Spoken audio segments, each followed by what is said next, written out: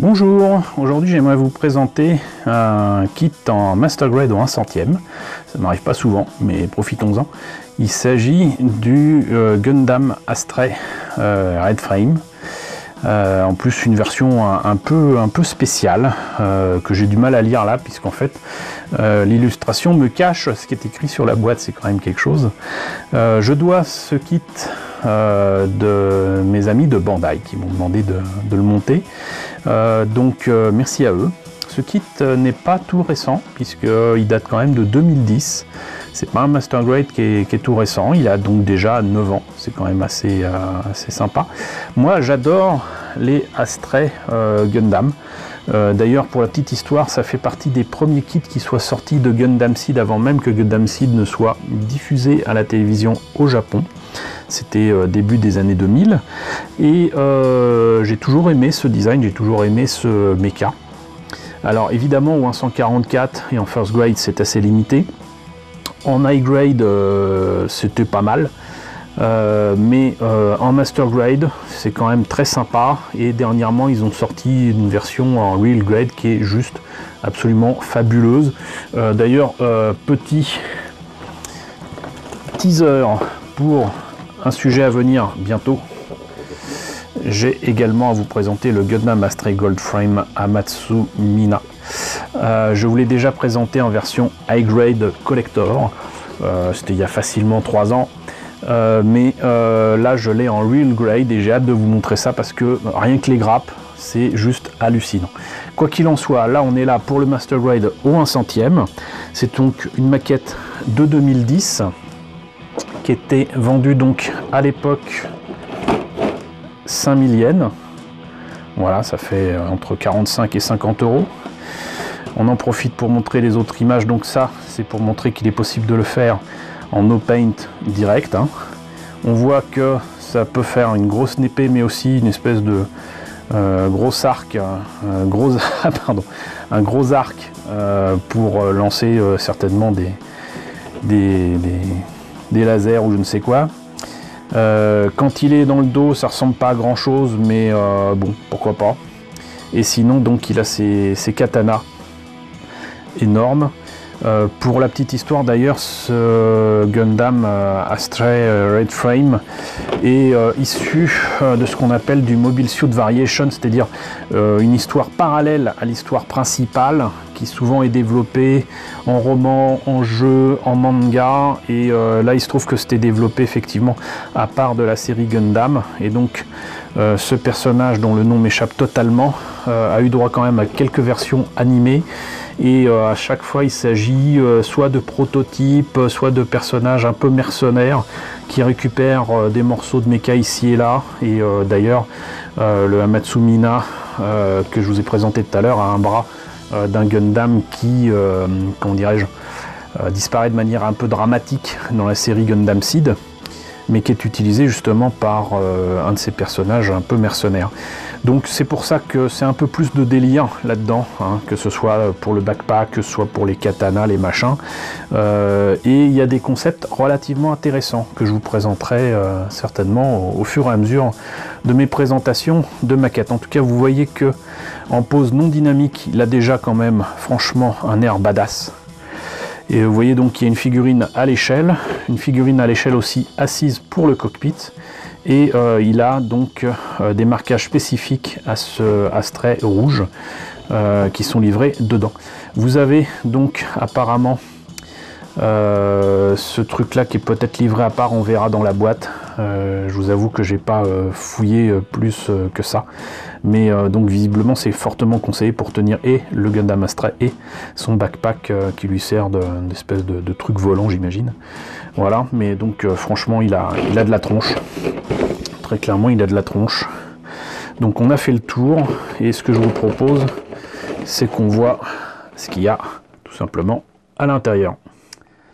Alors, la notice, un peu sobre, hein, la notice de montage.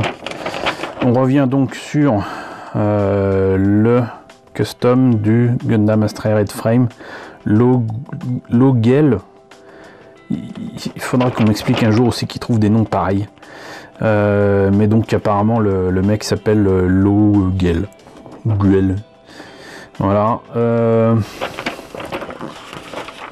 On le distinguera des autres Astray rouges avec certainement son équipement. Donc, qu'est-ce qu'il en a ici? Eh ben, beaucoup de pièces, mais pas tant de X que ça. Là, vous en avez des gros ici. Un peu là. Oui, on a quelques-uns. Je devrais être content. Et contrairement à ce que je pensais, effectivement, il y a une action base livrée avec. C'est cool. Donc, on commence apparemment par le buste. Bon, en tout cas, les différences avec le vrai Strike Gundam sont subtiles, mais elles existent. Et là, je constate aussi qu'il propose de placer à l'arrière du Astray Red Frame ce que je pense être un premier élément de backpack ou de bouclier, je ne sais pas. J9, je verrai. La tête, Alouette. La voilà. Les bras. La particularité du Astray, c'est que c'est parmi les Gundam qui sont les mieux articulés et qui prennent vraiment en compte le plus les articulations, les formes des membres humains. C'est pour ça d'ailleurs que le Astray Red Frame ressemble beaucoup plus à un humain qui n'aurait pas de peau, par exemple, dont on verrait les muscles, les tendons, etc.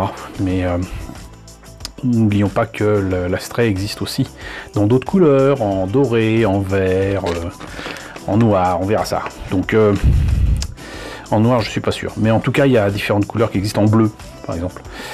Les MSV d'Astray Red Frame existent aussi en Blue Frame, et donc du coup en doré, en vert, voilà. Donc les bras, avec différentes paires de mains. On a donc du coup la tête, le buste et les bras. On attaque donc du coup les jambes.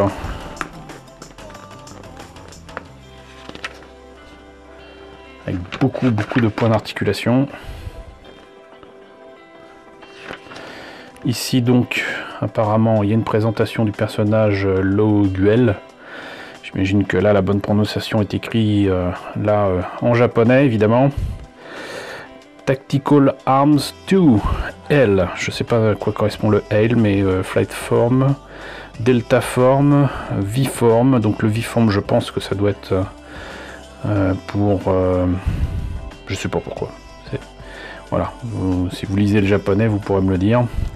Et là vous avez la Sword Form et la Work Form, et je crois qu'il y a une forme qui implique une espèce de support d'armes, c'est-à-dire que donc là vous avez une espèce d'arc là, mais il me semblait qu'il y avait moyen de le placer comme si c'était une mitrailleuse ou quoi. Enfin, en tout cas en dessin animé ça vous donne ça. J'aime bien cet aspect là du bouclier qui fait pince, pas mal du tout. Et donc là le pilote existe donc en position assise et debout. Donc voilà, Arrow Form, Beam Torch, Gerbera Straight, Tiger, Pierce, bon, doit être des attaques. Le bassin, on met les jambes, on attaque littéralement les armes. Voilà. Ça a l'air bien compliqué quand même. Et si je me rappelle bien, les katanas sont déjà chromés, donc ça c'est cool. Et l'action base qui est livré avec, donc ça c'est bien cool aussi. Et après c'est les trucs compliqués pour mettre cette espèce d'épée énorme, les katanas, ensuite changer la forme de l'épée, faire en version arc, après le backpack là qui ressemble à rien. Enfin voilà, c'est des trucs transcendables comme je les aime pas.